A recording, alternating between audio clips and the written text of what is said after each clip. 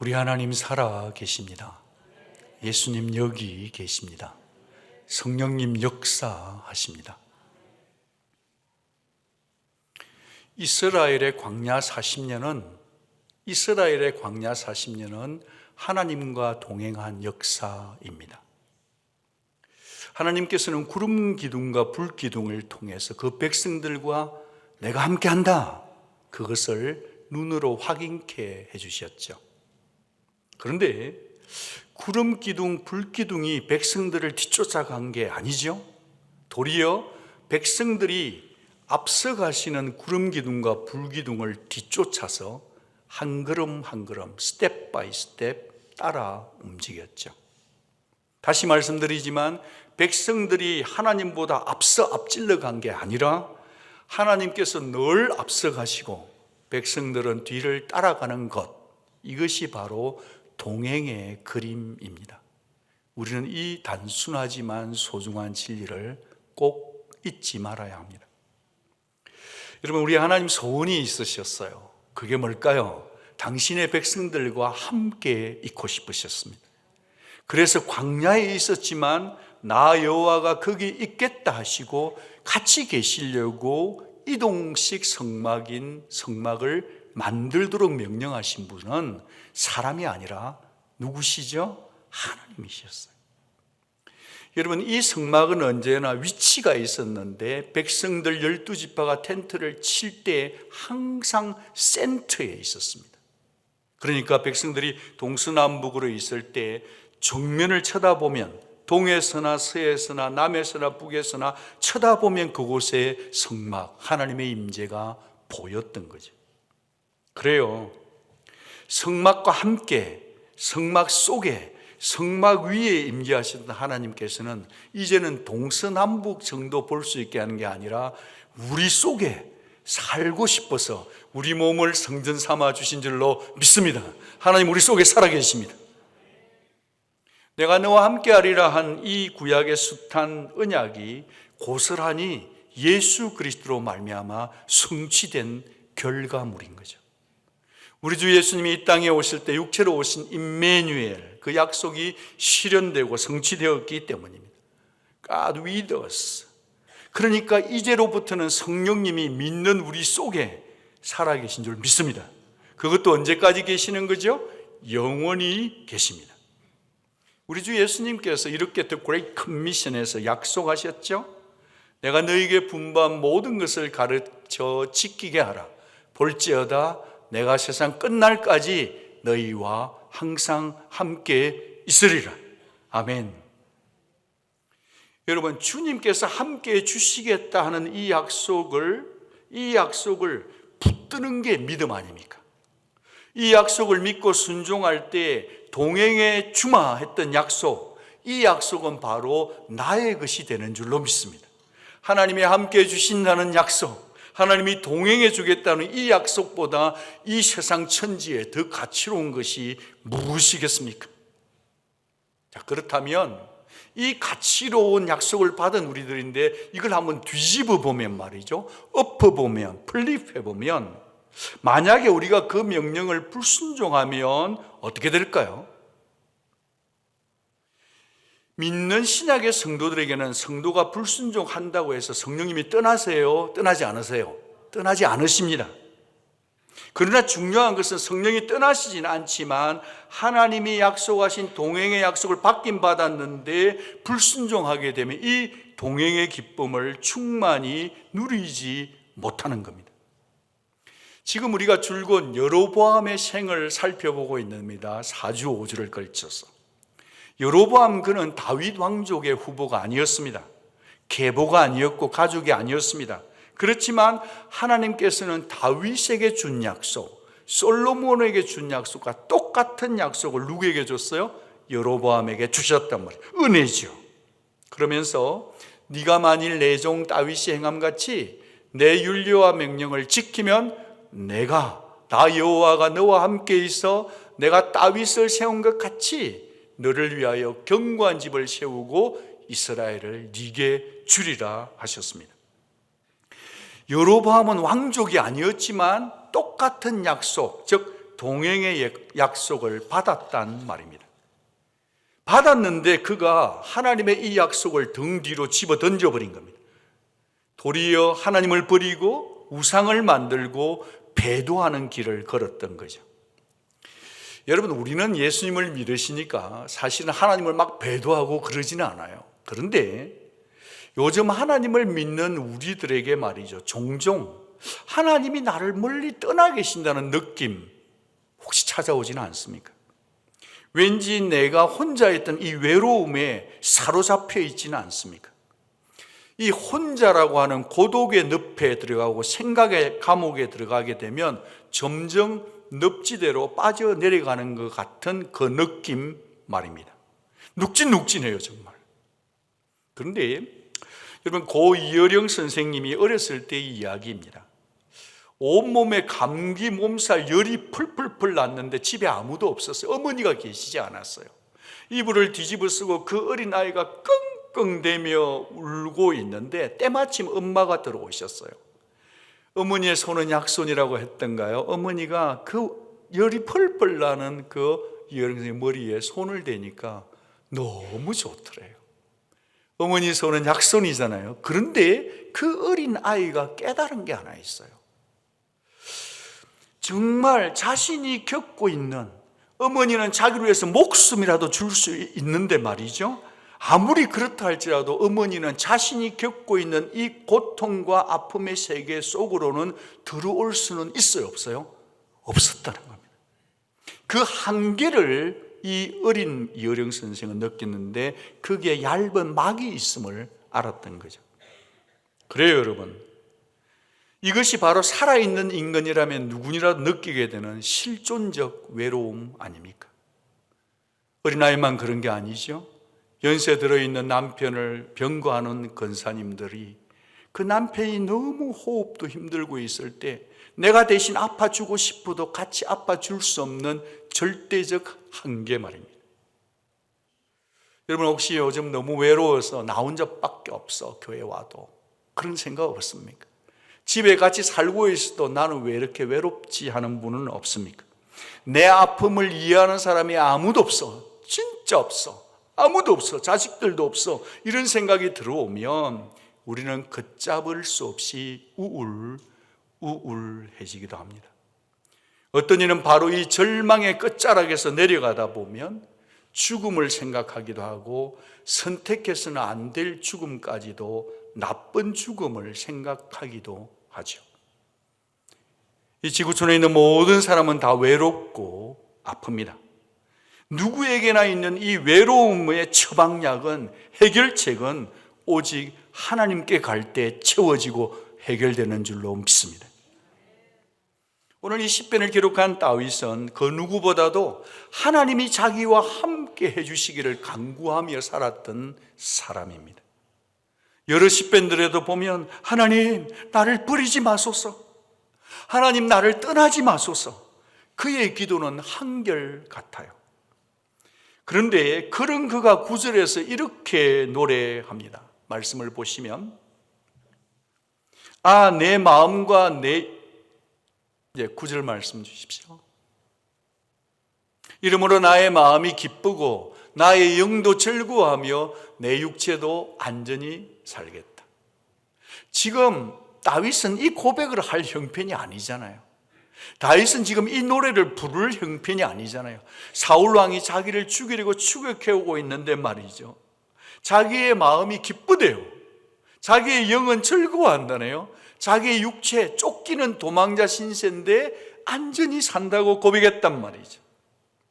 왕이 된다는 약속은 받았지만 그 약속은 너무 아스라이 멀리 보이고 자신은 지금 사느냐 죽느냐의 죽음과 생명, 생명과 죽음 사이에 외줄타기 하는 것 같은 다윗이었습니다. 자기를 죽이려고 하이에나처럼, 사자처럼 추격해오는데 노래라뇨. 그런데 말입니다, 그렇게 숨막히는 정도의 위기를 넘나들었던 사망과 죽음 사이에 한 발 차이였던 그에게 정말 숨 막힐 만큼 기막힌 하나님을 만나게 됩니다. 2절입니다. 그는 이렇게 고백해요. 내가 여호와께 아뢰되 주는 나의 주님이시오니 주 밖에는 나의 복이 없다 하였나이다. 이 복은 말입니다. 물질적 축복 아니에요. 장수의 복만이 아니에요. 건강의 복만이 아니에요. 성공하는 복만이 아니에요. 프로모션 복만이 아니에요. 좋은 것을 구입하는 그 복이 아니죠. 이 복은 어떤 복인가? 우리가 지난 비전 세미나 때 본 것처럼 이 복은 토브의 복이에요. 좋은 것입니다. 선한 복입니다. 완전한 복이고 아름다운 복인 것입니다. 여러분, 우리가 비전 세미나 때 이것들을 좀 나누는데 말이죠, 그는 이렇게 고백하는 겁니다. 주 밖에는 나의 복이 없습니다. 9절 말씀을 주시면,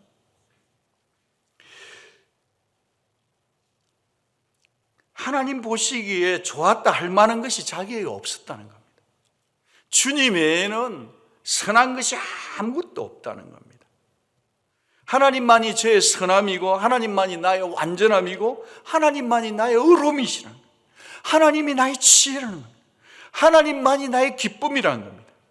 하나님만이 나의 전부라고 고백하는 겁니다. 하나님 당신 때문에 나는 살고 있습니다. 나의 행복의 이유와 출처는 오직 하나님 당신밖에 없습니다. 우리 2절 말씀을 우리의 신앙 고백 삼아 같이 한번 고백해 볼까요? 내가 여호와께 아뢰되 주는 나의 주님이시오니 주 밖에는 나의 복이 없다 하였나이다.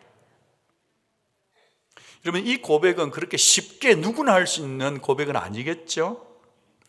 자신의 한계와 자신의 약점을 제대로 본 자만이 할 수 있는 고백입니다. 자기의 죄가 얼마나 가공스러운지를 깊이 깨달은 자만이 깨닫고 난 다음에 자기를 신뢰하지 않을 때 터져나오는 고백입니다. 우리는 눈을 감고 종종 이런 찬양들을 부르기도 하죠. 주님과 같이 내 마음 만지는 분은 없네. 오랜 세월 찾아 난 알았네. 내겐 주밖에 없네. 주잡이 강같이 흐르고 말이죠. 주님 아니면 우리는 살 수 없는 거죠. 여러분, 우리가 우리 자신들에게 한번 물어보면 어떻겠어요? 정말 여러분은 정말이지 이 노래 가사처럼 주님만을 나의 전부로 모시고 살고 있습니까? 주님이 나의 전부라고 고백한다면 내가 소중히 여기는 것들이 하나님 앞에서는 아무것도 아니어야죠. 아니, 나 자신까지도, 내 존심까지도, 나의 모든 것까지도 하나님 앞에서는 아무것도 아니어야 합니다. 정말 우리가 그렇게 살고 있을까요? 쫓겨다닌 경험, 돈이 바닥친 경험, 배신당한 경험, 자존심이 완전 바닥쳐버린 경험, 죽음에 한 발짝 다가간 경험들, 처절한 외로움에 부딪혀서 이민생활하면서 나밖에 없다라고는 이 처절한 절대 고독의 경험. 여러분, 이런 고백 속에 있는 자들이 부르는 찬양과 그냥 좋아서, 분위기 좋아서 그냥 한국해 라고 부르는 노래와 고백과는 깊은 삶의 차원이 다를 것입니다. 다윗의 노래는 그랬습니다. 죽음보다 짙은 고난을 통과하면서 이 절실한 고백을 노래했던 것 아닙니까? 이 절절한 고백을 피를 토하듯이 했던 것 아닐까요? 다윗은 이렇게 고백했을 것입니다. 이 하나님이 나의 전부시다. 이 하나님만이 나의 주님이시다. 나는 결코 이 주님 떠나서는 살 수 없다. 그래서 터져나온 고백이 8절 아닐까요? 내가 여호와를 항상 내 앞에 모시며 그가 나의 오른쪽에 계심으로 내가 흔들리지 아니하리로다. 표준 세번역은 이렇게 번역을 해요. 주님은 언제나 나와 함께 계시는 분, 그가 나의 곁에 계시니 나는 흔들리지 않습니다. 그래요. 근데 저는 이 표준 세번역보다 오늘 우리가 보고 읽은 이 성경 번역이 더 팍 와닿는 것 같아요. 내가 여호와를 항상 내 앞에 모심이요. 영어로 보시면 I have set the Lord always before me. 또 다른 번역은 I keep my eye always on the Lord. 그러는 거죠. 주님이 언제나 내 곁에 계신다는 그 사실에 머무는 것만이 아니라 주님을 모신다는 겁니다.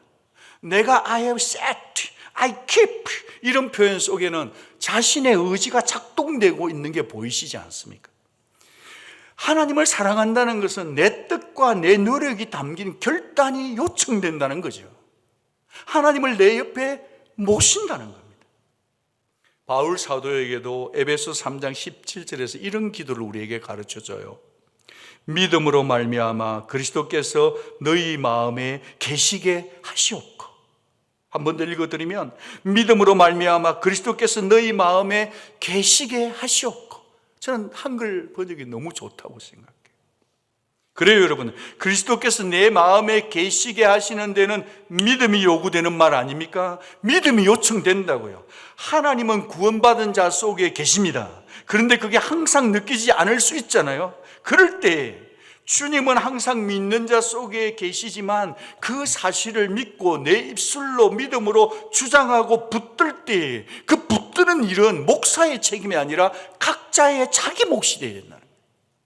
내가 고백해야 된다는 겁니다. 내 귀에 들리도록 하나님이 내 안에 계심을, 내가 주님을 내 앞에 모십니다라고 말입니다.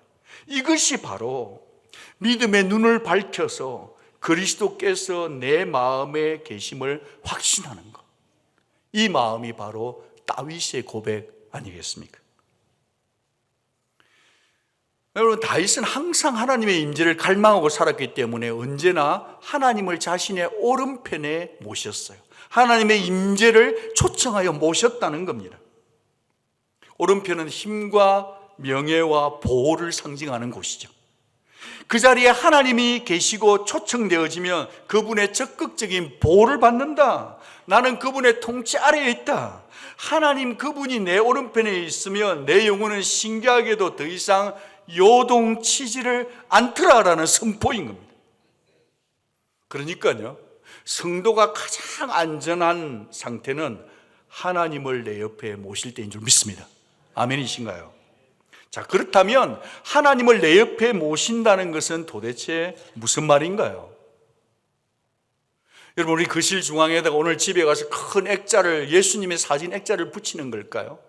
아니면 나의 카카오나 왓츠업에, 아니면 인스타그램에다가 하나님 말씀을 많이 갖다 도배하는 걸까요?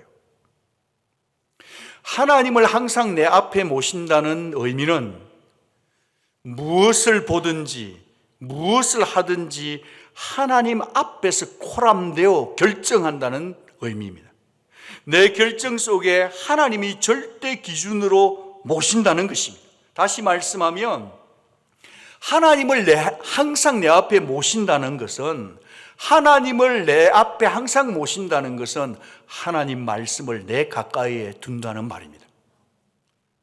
하나님을 가까이 하기 위해서는 그만큼 하나님 말씀 앞에 내 온 마음을 쏟아붓는다는 거죠. 7절이 이 사실을 짐작케 해줘요.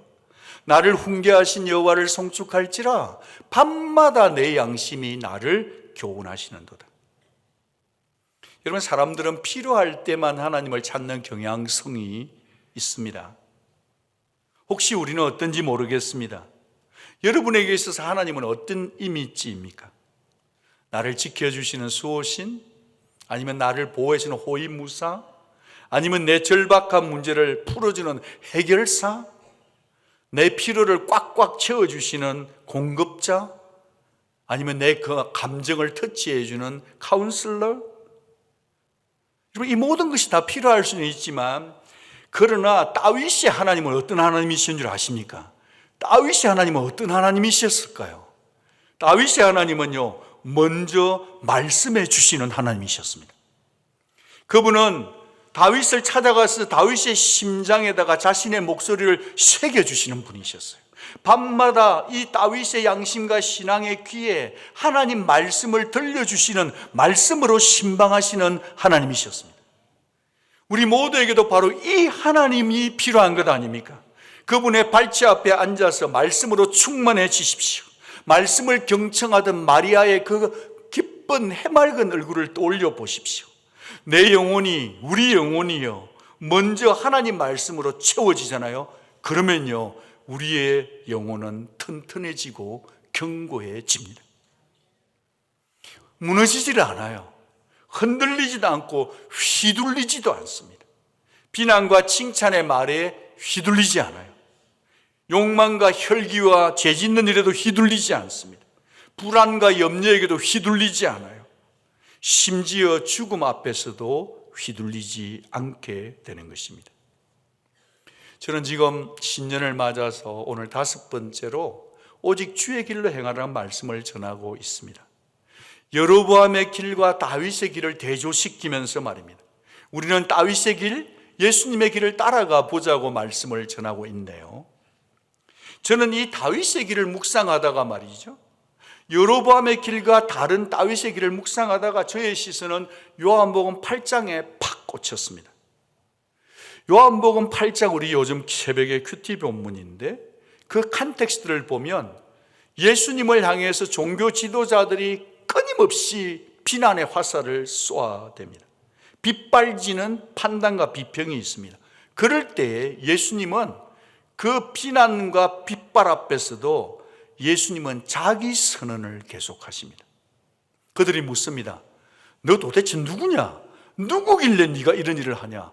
누구기에 네가 안식일에 병자를 고치냐? 왜 율법을 어기냐? 너 누구냐? 할 때 주님은 그 질문에 대답하지 않으시고 예수님은 자신을 보내신 아버지가 항상 내 곁에 계심을 선포합니다. 예수님은 하나님이 자기와 함께 계신다는 그 인식이 아주 분명하고 선명하고 또렷했다는 거죠. 8장 16절 요한복음, 이는 내가 혼자 있는 것이 아니요 나를 보내신 이가 나와 함께 계심이라. 예수님은 하나님이 보내셨다는 자기 정체성이 아주 선명했었습니다. 너는 내 사랑하는 아들이요 내 기뻐하는 자라, 이 말씀을 세례 받으실 때만 알았던 게 아니고 기도할 때마다 심지어 이 비난의 화살이 날아오고 있는 빗발치는 속에서도 예수님은요, 그 확신, 나는 내 하나님 아버지께 들은 것을 너희에게 알게 한다 하시며 하나님이 나와 함께 하신다는 확신을 가지고 사셨던 것입니다. 사랑하는 온누리 성도 여러분, 우리에게도 이 확신이 있기를 축복합니다. 보이지 않으시지만 내 인생에 여기까지 함께 해주신 하나님, 그 음성을 듣고서야 살아야 내가 누군지를 알 수 있거든요.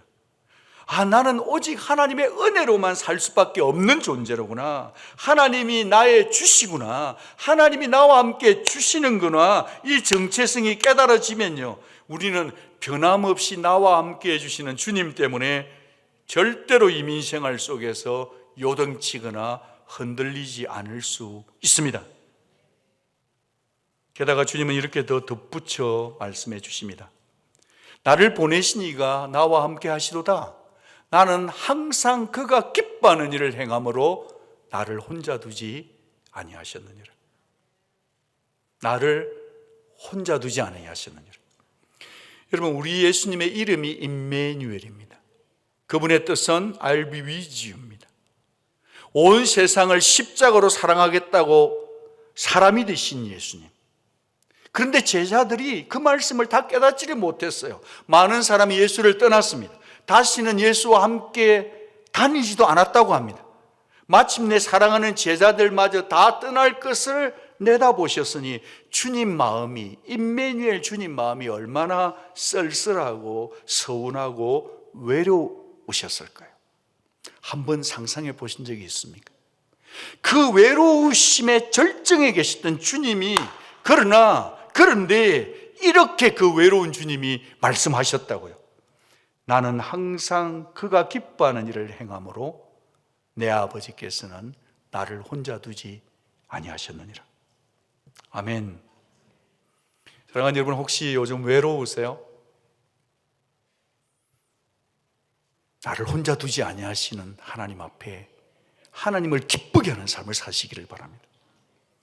제가 좀 여러분에게 나누고 싶은 묵상들이 있습니다. 여러분, 동행이란 주제를 다루고 있는데 동행하시는 하나님의 은혜와 예수님의 순종은 언제나 공존합니다. 같이 있다는 거예요. 동행은요, 전적인 은혜이지만 전적인 조건절이에요.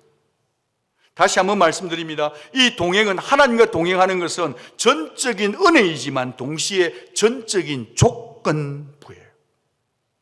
예, 동행은 100% 하나님의 은혜입니다. 아멘이시죠? 동시에 동행은 100% 순종입니다. 은혜와 순종이 함께 만날 때 동행의 역사는 일어나는 것입니다. 근데 저는 이 진술로만 끝내고 싶지 않습니다. 누군가를 기쁘게 한다는 것은요, 그 상대를 잘 안다는 겁니다. 그 상대가 무엇을 기대하는지를 안다는 것 아닙니까? 상대와 친밀하다, deep, intimate이죠. 사랑이 존재되어 있는 순종이라는 겁니다. 우리 주님은, 우리 하나님을 정말 사랑하셨습니다. 이 지구촌에 왔던 사람들 중에 하나님을 가장 사랑하는 분은 예수님이셨습니다. 그 주님이 우리에게 이렇게 말씀하십니다. 너희가 나를 사랑하면 나의 계명을 말이라 지키리라. 그러니까 동행은 순종을 요구한단 말이에요. 그런데 여러분, 사랑하면요, 그분의 뜻에 기쁘게 순종합니다. 저도 우리 집사람에게 순종 잘 안 할 때가 있는데 갑자기 사랑의 영이 임하면 무슨 말을 시켜도 다 순종합니다. 엄마라도 불러도 돼요라는 책의 저자가 있는데 케이리 데이비스 모로스라는 분이 계십니다. 이분이 쓴 책이 있는데 앞쪽을 보시면 엄마라도 불러도 돼요라는 책을 썼습니다. 이 케이리 데이비스가 이런 얘기를 했어요. Pointing people to Jesus. 자신의 전 삶을 통해서 예수님을 포인팅하는 삶을 살겠다는 겁니다. 그가 이렇게 말했습니다. Experiencing peace Jesus promises. 그는 사람의 평강은 예수님의 약속 안에 있다고 얘기했습니다. 그 내용을 같이 한번 좀 보시면 좋겠어요. 예수님은 제자에게 많은 명령을 하셨지만 내가 알기로 그 중에 안전하게 살라는 명령은 없었다. 예수님은 우리를 안전한 삶으로 부르신 적이 없다. 대신 위험한 순간에도 변함없이 우리와 함께 해주시겠다고 약속하셨다. 이 세상에 예수님의 손안에 있는 만큼 더 좋은 것은 없다. 이분이 17살 때 20대 때 이 사랑을 확신했기 때문에 그는 아프리카 우간다로 가서 거기에 있는 우간다의 아이들에게 결혼도 안 했는데 엄마가 되기로 결정했던 겁니다. 여러분, 그 어떤 순종도 이 세상에 쉬운 순종은 없습니다. 그러나 동행해 주시는 하나님의 사랑을 알고 우리도 그 하나님을 사랑한다면 순종은 쉬워지는 것입니다. 그 어떤 부르심일지라도, 그 어떤 희생이 눈앞에 보일지라도 우리는 기꺼이 따라갈 용기도 생깁니다. 어떻게 해요? 하나님이 나와 동행해 주시니까요.